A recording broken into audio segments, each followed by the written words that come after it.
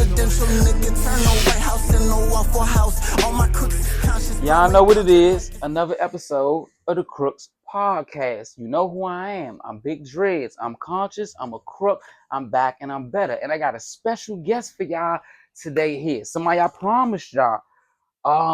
You may know him as the Block Doctor. You may know him as Scales. You may know him as Marco Polo. You may know him as Digital World Streaming Services. And a lot of you, unfortunately, may know him as the District of Columbia man who was charged for slaying his son. Welcome to the stage, the Block Doctor. Come on out. Welcome to the stage. It is a pleasure to have you here. What's up? Let's get into it. Now, anybody that knows me knows that I don't like to wait on anything. Let's get directly into the podcast. So, he was accused of killing your son. Yeah, and you left out my name or actual name, which they will see on. I ain't want to be hot. I mean, I guess it's public information. Okay, They- Marcus Braxton Sr. Yeah, that's what they will see. That's what the negative ads that they ran according to what they thought happened. But We'll bring it back. Okay, well, I'm gonna give y'all this: Marcus Braxton Sr. versus the District of Columbia. State of Maryland, The state of Maryland, Prince George's County. Prince George's County, to be specific. Google that, you will get the case details. But for right now, we're gonna give you the case details that you would never get from Googling that document. So let's get into it today. Now I got a few things that I want to go over with you, and I guess let's jump right in. Give me a little bit of details about right before the arrest. What were you doing, and what was your relationship like with your son, specifically the one that they accused you of killing? I was running my company, What company? Digital World Streaming Solutions. Shout out Digital World Streaming Solutions. He was helping from time to time, but he as most youngins are right at this particular time, he was wild. Most of this generation, Generation Z, bunch of So when gun you say, toting, Call of Duty, GTA wanting to be in real life individuals. That's freak that was the mind state he was in. Yeah, he was part of that. But he had good parents though. I mean, we know you are an entrepreneur. What was his mom doing for a living? She worked at the airport, so working a bunch of doubles. She was a foreigner, unfortunately. Okay, so he had a good parents, good background, and that's pretty much. So he was working the company. You and Junior kind of y'all was working. So y'all was working the company together, doing the digital world thing. And from that point, I guess take us back to the rest. Like, where did things go? Where did it go south? Did things start to go south? Was that, or was it smooth sailing? He had himself on some south stuff. A lot of people don't know. If they Google him, first of all.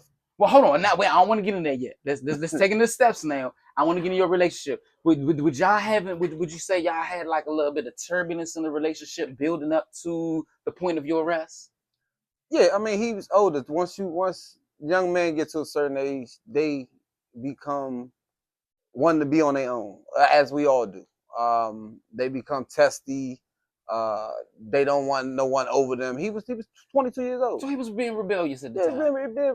Extremely rebellious to like anyone. Rejecting the authority. Yeah. To anyone. Okay, so then, this is a good time to go into it then. So tell us about some of the things that were putting friction between you and Junior that, I don't want to say that led up, but some of the things that occurred coming up into the date of the arrest.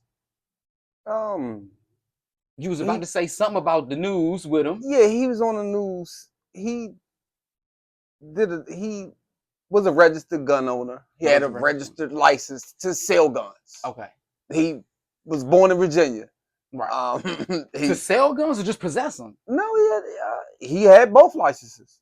Oh. He had both licenses to sell, but he went further than just say, all right, I got it. No, he would have enough guns for John Wick and his brother. So is this one of your what your I issues never was? liked guns. I never used guns. I'm a big advocate of using your two hands. Me too. Me too. I taught him how to fight, know how to fight. Like I'm against guns. I didn't like him bringing them in the house. He couldn't stay with me if he had, So that was a big thing between us that kind of brought us apart. I went into it with his mother about it. Were there any other things that weighed in on y'all relationship building up to the event itself? Yeah, there's a lot of things. I mean, he was. Well, tell us, give us some details. This the time now. This the time. Gen Z. He had one of my vehicles. He had one of my vehicles at the time. He was helping with the cable at one point in time. So he had my Benz. Okay. I still had my Jaguar. He stopped helping with the cable, so he was just driving my Benz around, getting tickets, just being, reckless. Right. He wasn't. I didn't let him stay with me because he wasn't responsible. He wasn't necessarily, the cleanest, this, that, and the third. But I don't want to bash him as an individual. These are just. I'm not bashing. These are just. No, these are the things that were causing the friction between you guys. Or why we wasn't in the same household and things of that sort. Right. And so there was another incident. There was a lot of incidents. He went to Texas, got locked up in Texas. I told him don't drive a car with your tags on it from Virginia to Texas. Right. I had to move. They want to take over the world. Move in Texas. He get locked up. What happened with that? So he got arrested. He got arrested in Texas. A lot of guns, drugs. He got arrested in Texas. In Texas. They seen the Virginia tags and they pulled him over, searched the car. Right. Him and his man got arrested. His mother bailed him out $9,000, $10,000. They wound up throwing the case out, so he changed his name. But a lot of people think that he changed his name because he didn't want to. Well, they tried to make it that type of scenario. He didn't want to have my name. He thought if he changed his name, that wouldn't follow him. So that what it was. The name change was to, I guess, get around that situation. To get around that even being on his record. Okay, so now once he comes back from Texas, after that gets thrown out now, what was the next occurrence? He was on CBS. Look it up. He wound up getting into a road rage accident. Okay. And he started shooting at the older white man. And the white man started ramming his car with his truck. Where did this occur? In Virginia, in Woodbridge, Virginia. It's definitely national news. So this particular incident where he got in the road rage, and so basically he got in a road rage incident with another gentleman out in Virginia, and he ended up firing, discharging a weapon at the person in the other vehicle. Yeah. And the person in the other vehicle then begins to ram his junior's car. Yeah, knocking the trunk unloose. Like it was ugly. His $40,000 car. He had a $40,000 car. Okay. That at that particular time that I helped him, assisting him with the purchase of, and now was he arrested for this incident? Yeah, he was arrested. His mother got him a lawyer. And did that case ever draw to a conclusion? They pled guilty. They pled guilty. They gave him a good deal. Give him a good cop. Okay, all right. And that was it on that. And till the police knocked on my door and they were looking for him for a murder in DC. Wow. Now, they were looking for him for a murder. You said in DC. Yeah. Not Maryland. No, he had another situation where he allegedly murdered. They closed the case. They were looking for him he murdered someone in his mother's car. And that actually, feeds into my case. That also was factoring evidence going into my case. Okay, so before you were charged for the murder of your son had already had 3 run-ins with authorities, and one of them was an alleged murder. So before he, rest in peace, Junior, rest in peace, Marcus Braxton Jr.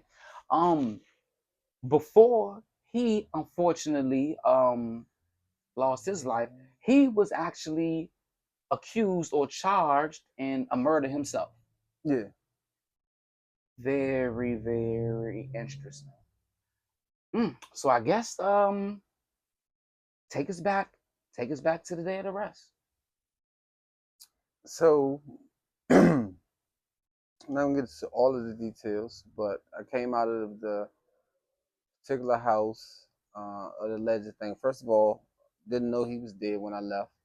I had got stabbed, so I went and You talk up on this part now. I got stabbed. So I went to the police department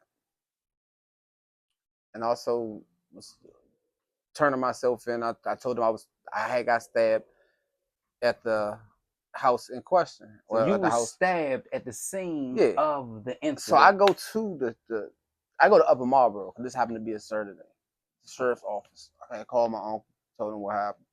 Say, all right, man, you turn yourself in. I'm like, yeah, I'm turning myself in. You know, I didn't do anything, but I was there. Shit was crazy. I got stabbed. So he said, turn yourself right there so you won't have to wait. Who told you to turn yourself in? My uncle. Oh, okay. Yeah, he told me turn yourself at the sheriff's office so you won't have to, because you're going to have to get transported regardless. I thought that was smart. Get there and it's closed. So if those who don't know, the sheriff's office is Upper Marlboro. That office is closed on Saturdays. So don't ever. So I sat out there for an hour or two, banging on the door. Someone finally came out. And she said she had to call somebody. Waited there for like probably total about an hour, 15 minutes.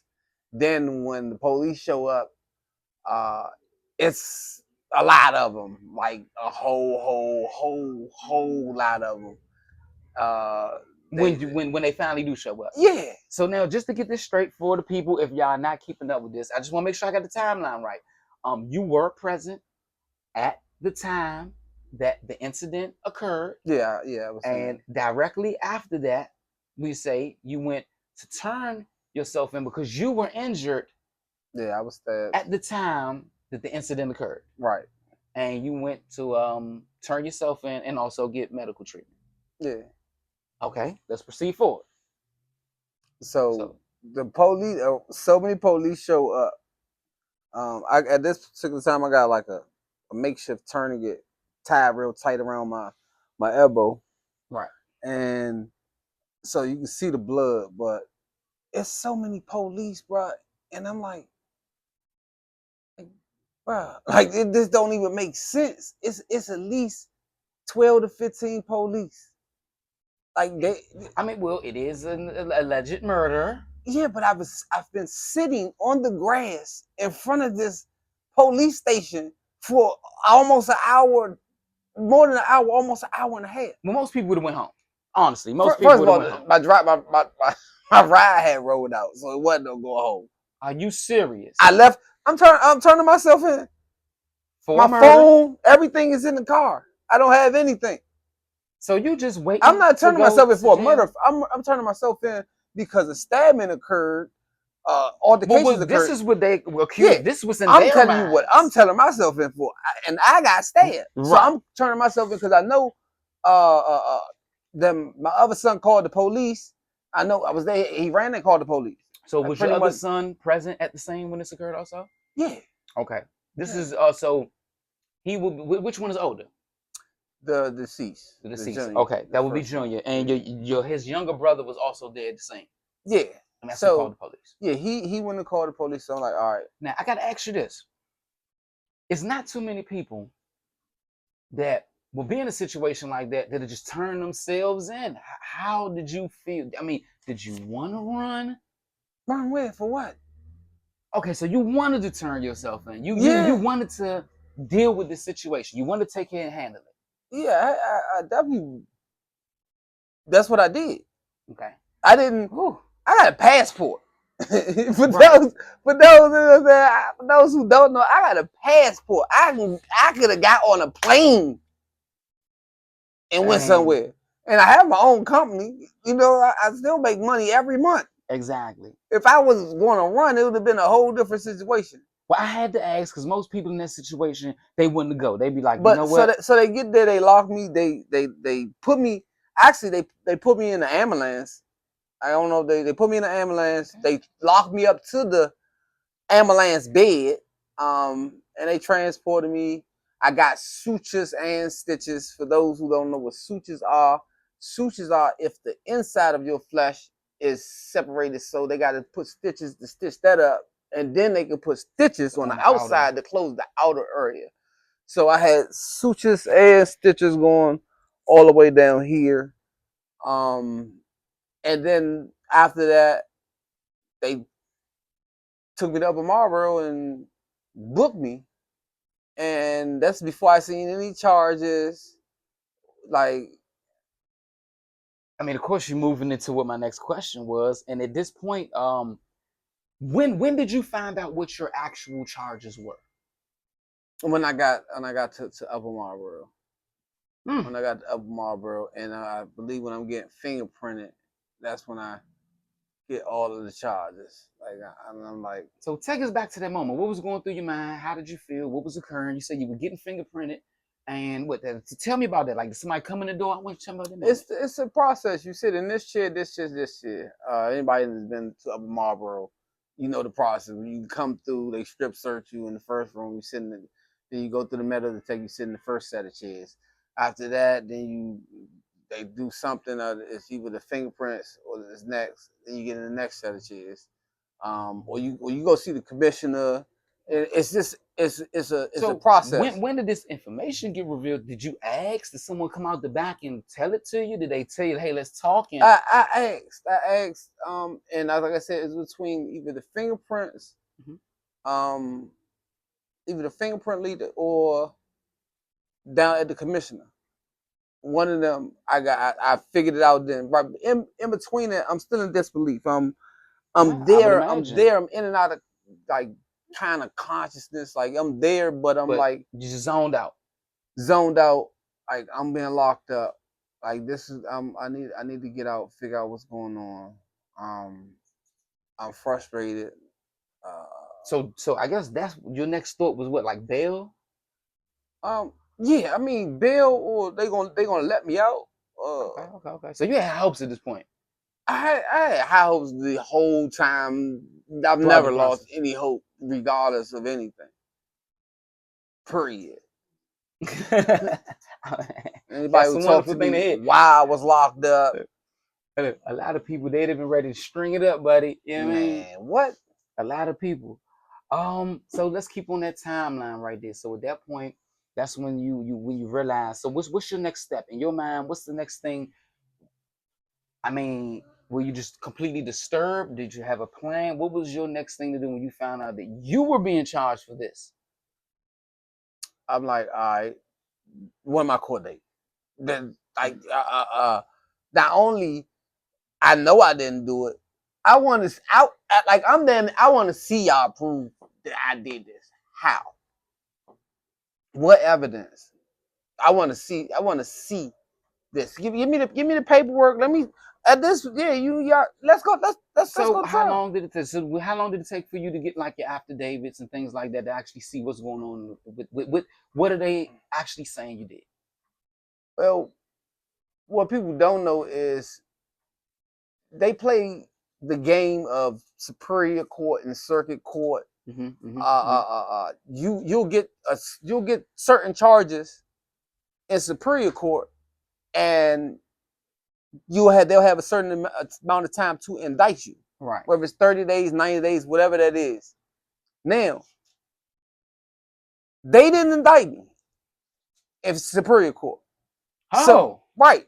Okay. So that's whatever the first I get what you're saying. Yeah, they didn't indict me. They waited till the last day when they didn't indict me, which means if they don't indict you, they don't have enough evidence to go for it. I'm supposed to go home. And then they switch it to, okay, circuit court picked up the case, which is pretty much making it go federal and that changes the whole guidelines, and it starts you all over again. Mhm. So I might have been in there the least 100 and some days before I get to even knowing.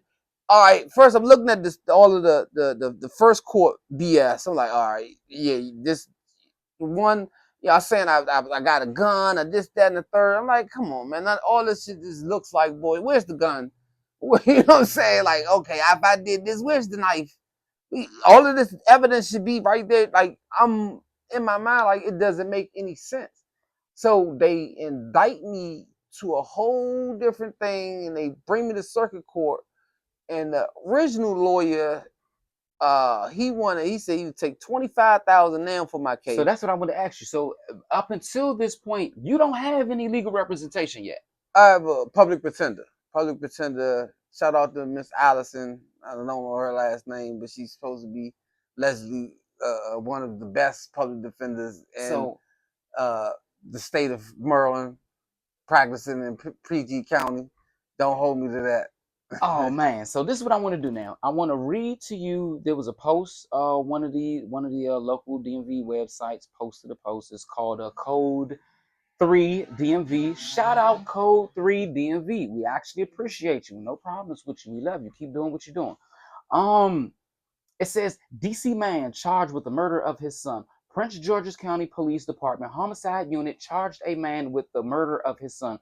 The suspect is 44-year-old Marcus Braxton Sr. of Washington, D.C. He's charged with the fatal stabbing of 22-year-old Melodonius Scindian of Suitland. And then it gives a brief description of what supposedly happened. The victim was located near the door, suffering from stab wounds. He died short time later in the hospital. Preliminary investigations.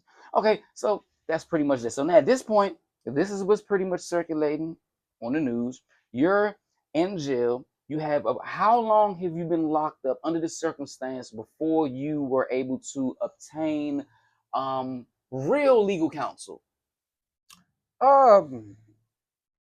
Real legal counsel? Well, after getting indicted to circuit court, the first I had talked to a couple lawyers. Mooney was supposed to be the top lawyer. He wanted 25 before circuit court. That would be 25 grand. That's 25,000. Okay. Or he wanted 75,000 once I got indicted to circuit court. 75 grand. So after talking to him, McKinney, Keith, Keith was the best choice, not just only because the price was good. He seemed more knowledgeable in the interview, and him and McKinney, once they went over the information in the case, like, yeah, you're going home. No one but outsiders who fed off of these type of posts. Shout out to Code Black. Code 3 DMV. Get it right. I've lost a lot of love for, the actual social media word. Forgive me for not being in touch. Kilmo News. Shout out Kilmo. People just seen that. So it was definitely different on my side when I got lawyers who I'm willing to pay to represent me. Like, yeah, no problem. They says, it's going to be a hard case. McKenna said, yeah, you give me 30,000, he damn near guaranteed me I'm going home. 30,000 guarantee you going home. Guarantee I'm going home. So did you go with McKinley? No. He had a couple. He was extremely good, and he was working with another lawyer. But when I talked to Keith was more thorough, and Keith only wanted 10,000. Not only that, a lot of people recommended Keith, but when I had asked them some questions, he was more knowledgeable. He was like, I just was in case about I just was in court about a case similar to the one you're talking about, and the thing is that they had just changed the rules, and he started going in, and he was like, well, some people don't even understand. I was like, you know what, this guy here. It says whole name now for the Keith people. Keith Hiller. The case killer is what they call him. Keith Hiller, the case killer. What they call him. That's what they call him. So I went with Keith. Keith needed 10,000. He wanted 5,000 down. At this particular time, I didn't have 5,000. Oh wow! I didn't have 5,000. I was already locked up for some months, and I didn't have 5,000. When you get locked up, majority of people you spend maybe the first 2-3 weeks. You might spend 1,000 on phone calls, sir. Yeah. phone calls, and looking at the tablet. Easy. Yeah. 2-3 weeks. So how you pull this off? Yeah, I got my own business and always been a hustler. Put me in the jungle, I'm gonna come out. Which I want to talk about a little bit of that too. I want to talk about that too. But so, to make a long story short, I started off. It didn't want to be a long story short. I started with free markets t-shirts. I had one of my good designer buddies make a couple of free markets, free scales, free block doc t-shirts, and versus me calling out begging for money, for sure. I asked people to just buy a shirt, and support. Yeah, that came up with a couple of hundred, but we were chasing 5,000. My cable paid a big part. People, I have a good cable company, Digital World Streaming Solutions. Digital World Streaming Solutions. Shout out Digital World. So that played a big part in the major income. A couple good friends, also pissed in, conscious crooks. But we got the 5,000 out the way after cable. I also wound up running a store in there because I had to pay my phone bills for my cable company. So it's very lucrative if you run in a store while you're locked up. So let me get this clear, just in case if anybody's not following. While you were in there, you actually continued to run your cable business, Digital World Streaming Solutions. Yeah. And then you also started a store in jail selling commissary. Yeah, shout out to my ex Celly Razor. Shout out Razor. Shout out Razor. He had told me because I was healthy. Before I went in, I was pretty much 100% vegan. If I cheat, I might cheat once every 2-3 months with fish. After that, now I still eat a lot of vegan. But I do eat fish. I have incorporated in my diet. So was you able to continue that vegan diet in jail? But okay. that how I got started in the store. I don't eat sweets. I don't eat a lot of the BS. So my girl Sally was like, "Man, you'll be perfect then. If you run a store, like you gonna make all the money because you don't eat none of this." I'm like, "Man, I'm gonna need a knife and this, that, and the third." Man, I'm like, "Man, I ain't trying to run no store, even though I'm a hustler." I'm like, "Man, look, I'm trying to figure this out." They're like, "Look, man, can you fight?" I'm like, "Yeah, I can fight." You know what I'm saying? Yeah, I can fight. I actually went to the hole right out of intake, got into a squabble. Not using my emotional intelligence. Got into a squabble with a 300-pound. I ain't even come out on the best end. I lost. Went to the hole, but he was in the fight. Both of us went to the infirmary. But, okay. Yeah. So Razor was telling me that I'd be perfect. I could fight. So I tried it out, and it was very profitable because you're charging people double, and they paying cash out to their friends, and it gets very profitable to the point where I was making $300 a week, $400 a week sometimes. So just off the store. Whoa. So okay, so you retain the lawyer, and from that part, you mean to tell me that you continue to make your lawyer payments from the revenue that you made from running the store and still continuing to run your legal cable business? Yeah, mainly the store money. It did a little bit of that, but the store money secured me being able to not only eat in there, but it. Speaking of that,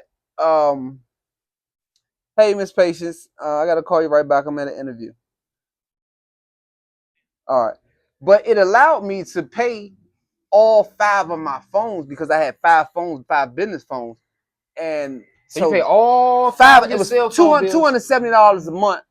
That's what I utilized the store mainly for, was to pay my cell phone bill. It helped but the cable, is what continued to pay Keith.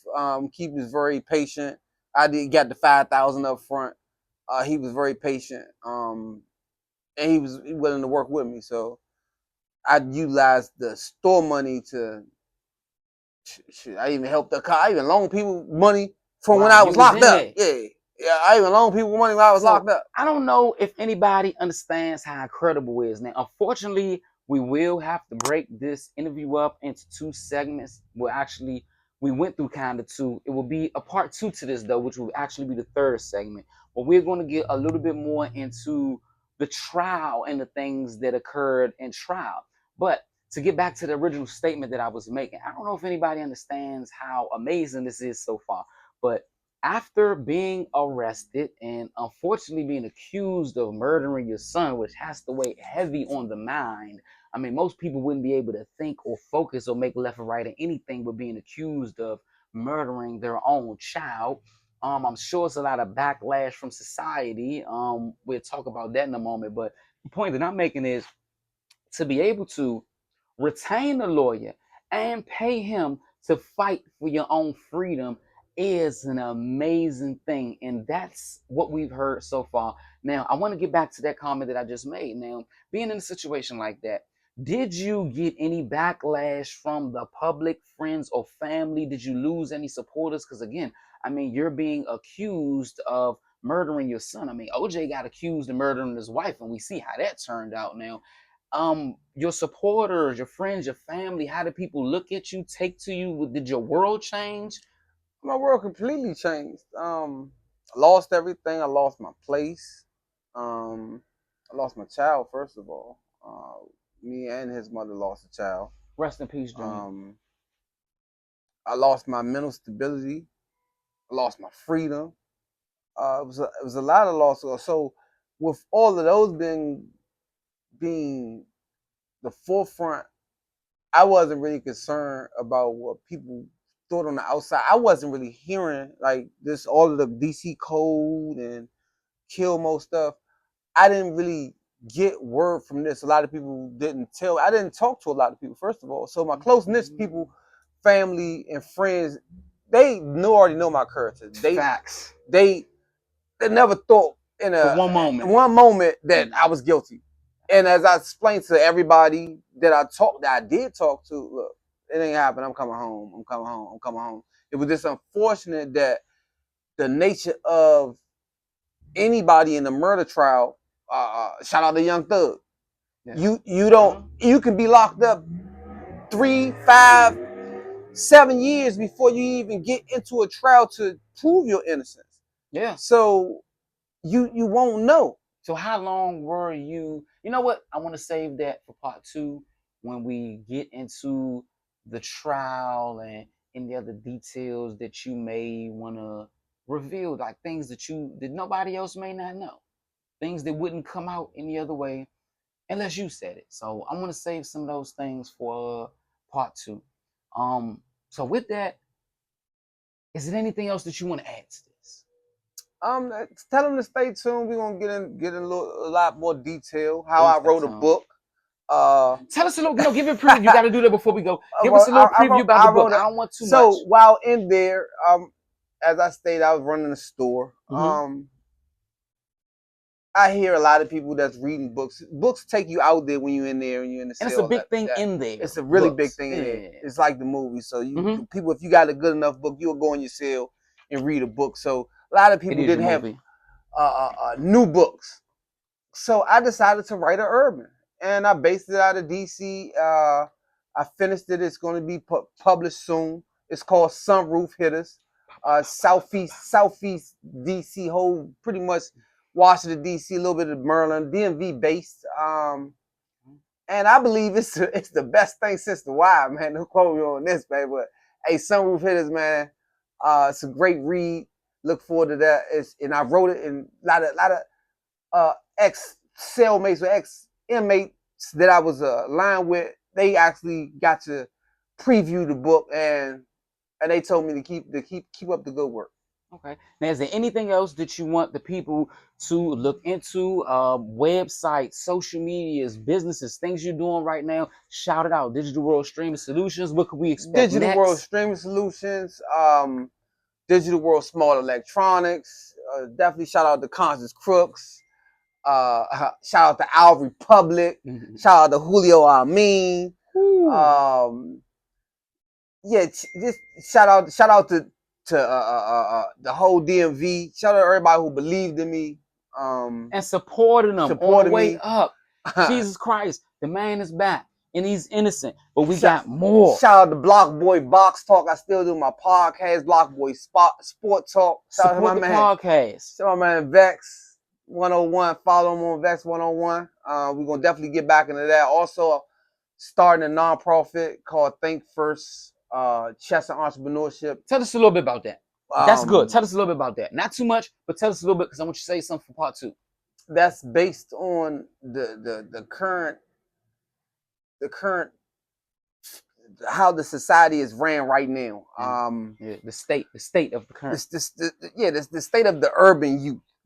Majority of the urban youth, I consider Generation Z, Call of Duty, Grand Theft Auto babies, going around carjacking, wanted to be more about weapons and things of that sort. So we want to get them the mindset where chess, think first, chess and entrepreneurship. I learned chess, so I learned to think first before I react, think before you move. And that's put me into a lot of good positions. So if you could teach them chess versus them learning Call of Duty and Grand Theft Auto habits, then they'll have a different mindset and maybe even enlightened enough to be entrepreneurs. That's the second part of the nonprofit, and getting your own business and not always being a consumer. So think first, chess and entrepreneurship. Think First Chess and Entrepreneurship. Please follow those social media plugs that he just gave you so you could keep up with the development of all of these things that he has going on. Again, Block Doctor, aka Scales, aka Marco Polo, aka Digital World Streaming Solutions. Now, if you want to support me, if you want to support the podcast, grab a shirt, grab a hoodie, whatever you see, that's me. You know who I am. I'm your host, Big Dreads. I'm conscious. I'm a crook. I'm back and I'm better. Until next time, be on the lookout for part 2 to this interview. See y'all next time. They go click clack, fuck what they talking about. I just got a big bag, Secret Service walk me out. Presidential nigga turn the White House into a Waffle House. All my crooks is conscious, blowing ganja like it's not allowed, like it's not allowed. You was not around, they was trying to box me out. When a lot of rounds, now I'm out my shell. Teenage mutant, give them hell like Raphael. Weigh my sins up on the scale, then bag it up so I can sell. Possessed with intent, I'm making my mail and collecting the rent. Before I get it, it's already spent. Fuck you expect, it's just a business expense. I'm trying to get it direct, she giving me neck as a sign of respect. Busted with the rhymes, next level event. Been in corners like Lewis in the